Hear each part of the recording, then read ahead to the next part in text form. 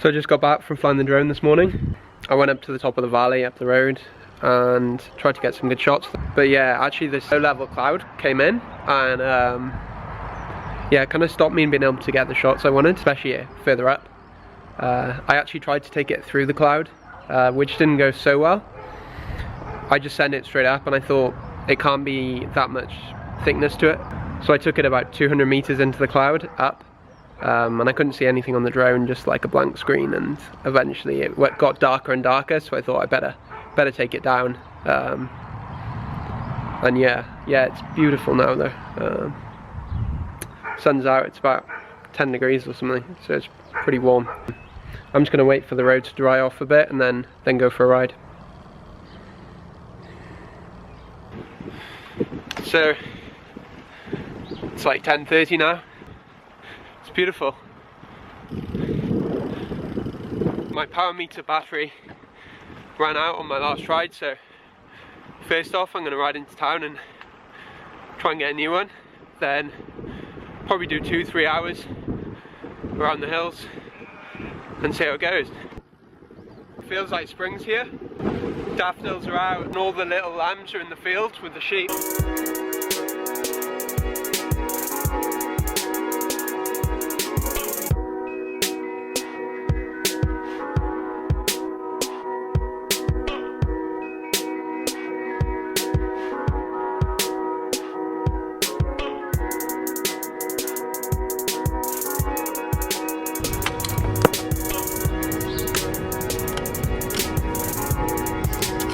So a lot of people criticise Stage's power meters a lot. My one I got 2 years ago, it's still the Gen 1 and it's been going pretty well. There's been a couple of ups and downs with it. With wet weather especially, it gets a bit temperamental, but on the whole, can't fault it for the price. Having said that, while I was swapping over the battery just now, there's a clear amount of rust in the actual power meter that like seeped through. So I think I'm just kind of waiting for the day when it just stops working, maybe in like a good old Welsh downpour, and that'll be goodbye to it. But at the moment it's working sweet.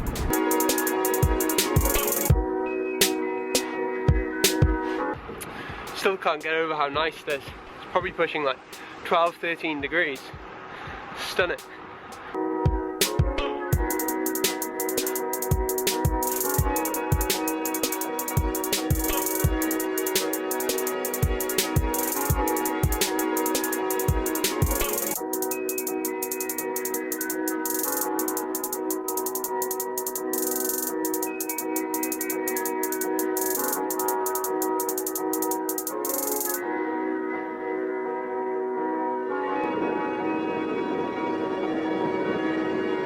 So this is where I was up earlier with the drone.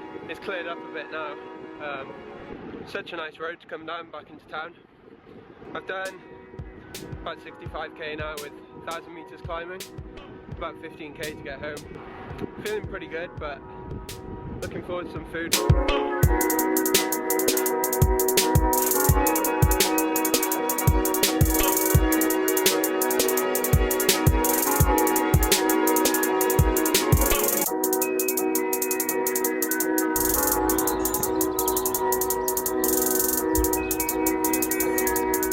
3 hours done and time for some food. So I had a nice big bowl of oats after the ride, definitely hit the spot. And now it's time for the thing that I've been avoiding since coming back. The bike needs a bit of TLC today. Yeah, it's in a bit of a state, so I better get it cleaned.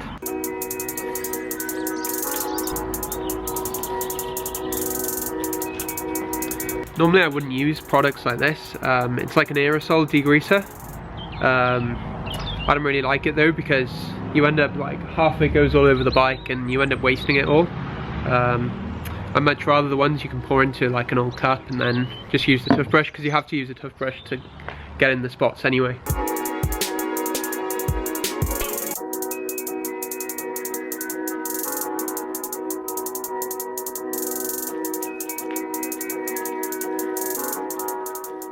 So I just wanted to answer a quick question I forgot to yesterday. Greg was asking basically about the lack of hard shoulders in the roads in Wales and what's the relationship like with the cars here. In general, it's pretty good, I'd say. The lorries around here are pretty excellent, to be honest. They always slow down way before coming next to you. If they know they can't overtake, going over a hill or something, if it's not clear, they'll just switch down a few gears and wait behind. And knowing this, I just try and get off the road and wave them through, even if it means I have to stop for 10 seconds, because they've been so good to me in the past. I like to return the favour a bit, and it doesn't mean anything for me to wait at the side of the road for 5 seconds, but if you're driving those big lorries around the roads in Wales, it's a pretty hard job. And if one interaction with a cyclist, one positive interaction with a cyclist stays in his mind for the rest of the day, I think that's a pretty big win for us. But yeah, in general, there's no hard shoulders. You just kind of get used to it, I guess. I think it's actually better because when there are hard shoulders, especially when I was riding in Australia, the drivers kind of feel like you have to ride in the hard shoulder even though they're generally in pretty bad state. There's a lot of debris on them, so it's not somewhere I'd be riding anyway.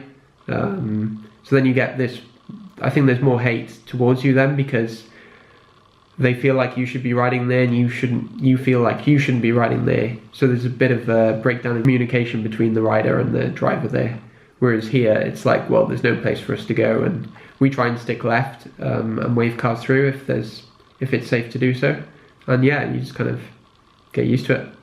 But I think in general, it's pretty good. Like, I've been back for a week or so, and I haven't had any bad instances at all in comparison to Australia, where you get a few every ride. So yeah, I'm going to end the video here. Thanks for watching. Give it a like if you enjoyed it, and make sure you subscribe.